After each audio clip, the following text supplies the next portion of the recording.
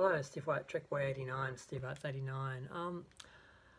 Okay, I was watching a Doomcock video the other day, and I haven't seen a lot of his videos lately. I don't know where he's gone. He seems to be spending all his time on live streams or something. I don't know. But I'd seen this video floating around about the humbling of Picard, and I sort of kind of avoided it. I'm like, I don't really want to deal with Picard today. And Doomcock can be pretty heavy. I don't necessarily disagree with what he says most of the time, but he's just really keep angry, very pro-hate. And sometimes I just want to be happy. And watching his videos just make me just get angry, I guess, because a lot of what he's saying is true. But it wasn't so much the article, because there was an article on StarTrek.com. It was about how Picard's character was humbled, and they were talking about like it was a good thing. There was this person, what was their name? I wrote it down and now I've lost it. Ruth somebody. Ruth Terry. They were just really just reveling in the fact that this character was sort of taken apart, and it's I'd never read the article because I just didn't want to deal with just that mentality of, oh, it's good to destroy something because I don't like this, so I'm going to destroy it and destroy it for other people. So I don't know, I just find I just find there are a lot of uncreative people who feel the need to tear apart things other people have created or other people love, and I try to avoid that.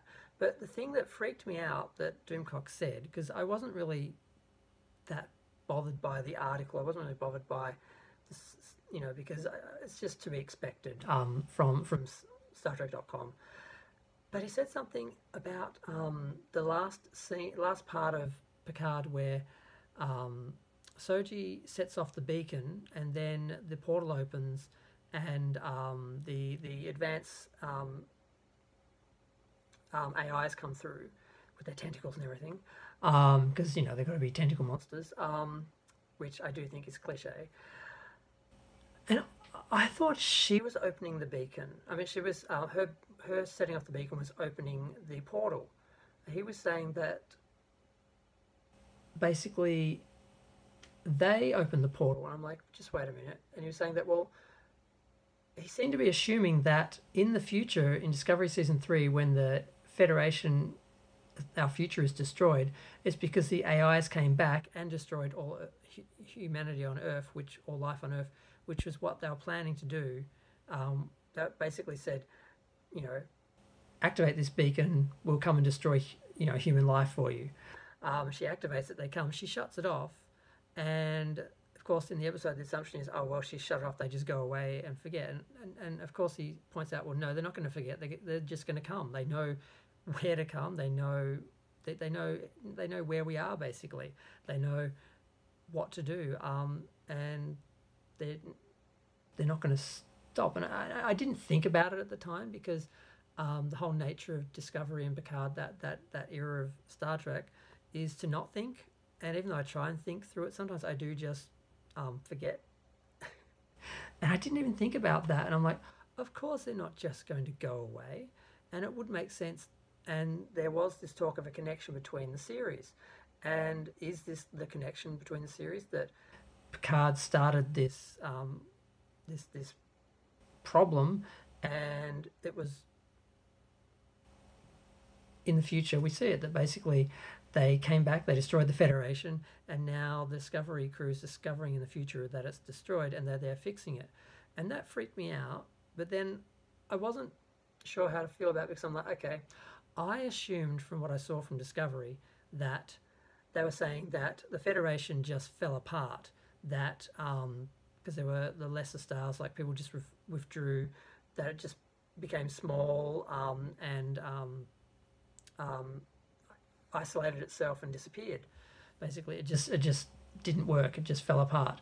And the idea of that was so upsetting and offensive to me. The idea that we would like de-evolve and just we wouldn't be able to maintain what we'd created, and just that it was a natural progression, that we would basically fail and fall into like Mad Max world or something. and a dystopian future. I really hated that because Gene Roddenberry created a utopian future, and the idea of turning that into a dystopian future was really offensive to me and upsetting to me. I nearly cried in a video talking about it because it just upset me just to think that they did that to his universe.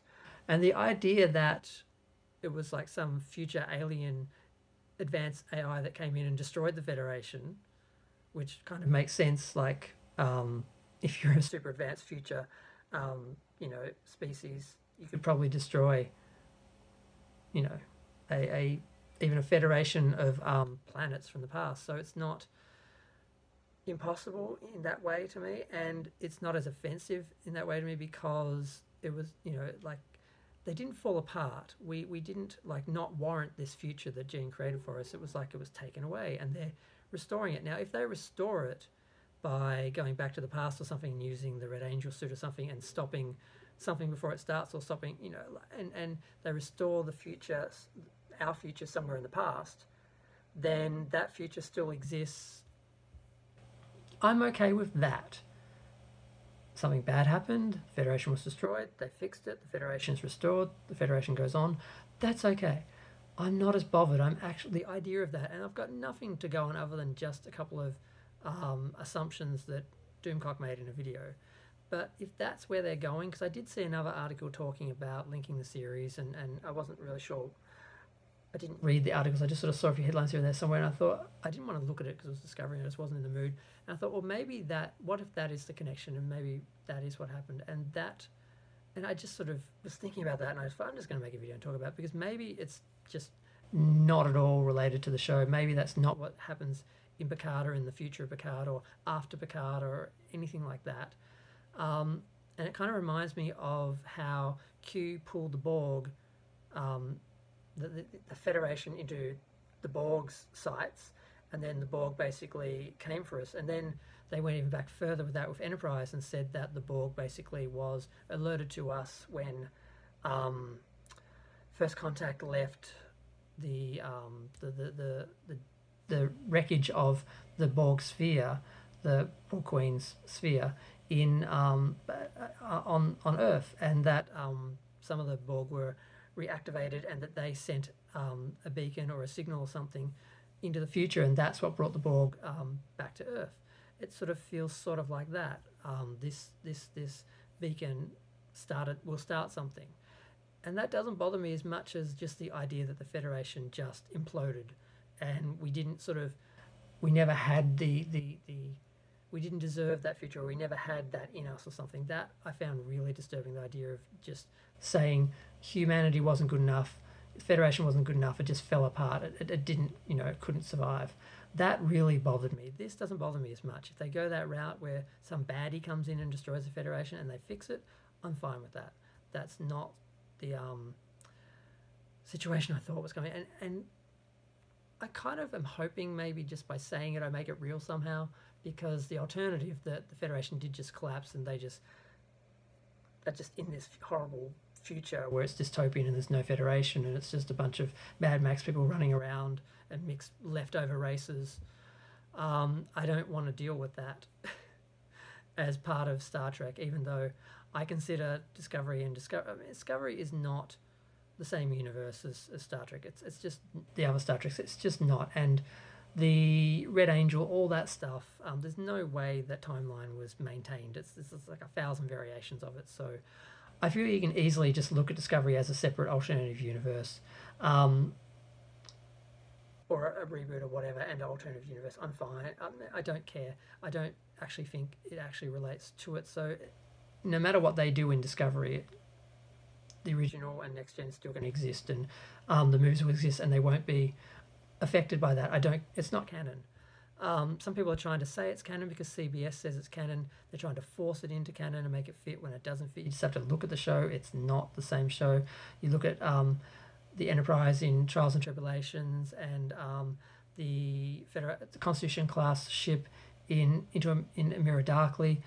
That's canon. Those are that Discovery is not.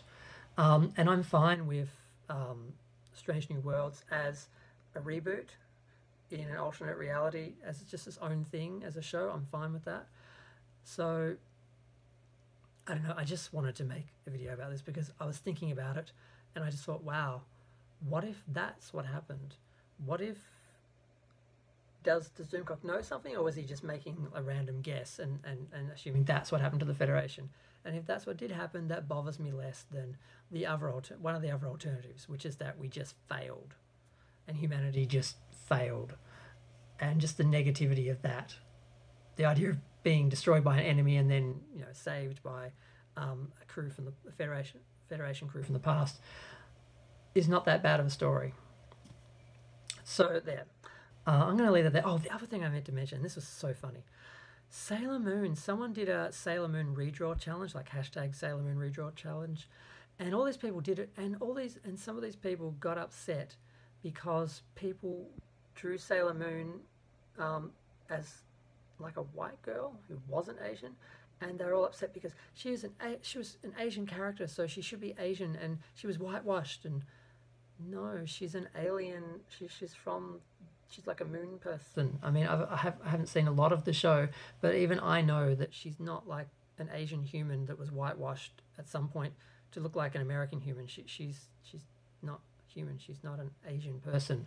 And the idea that any character made by an Asian person has to be Asian and has to look stereotypically Asian is actually offensive. So these people who are trying to be so woke and progressive and fighting for people who aren't asking them to fight for them are getting a lot of crap from Japanese audiences. I saw this in like a clownfish video, TV video, and I thought it was pretty funny, and I almost wanted to talk about it, but I just, you know, they do such a good job, but there's no point in me trying to do a video on it. But since I was doing one on Doomcock, I thought I'll just mention that because I thought that was pretty funny. That they were so far off, and yeah, it's just funny. But I'm going to go. Feel free to share, like, comment, subscribe. Let me know what you think. Let me know what you think is going to happen in Discovery Season 3, and if there's any chance of it being as positive or as good a story as what Doomcock came up with.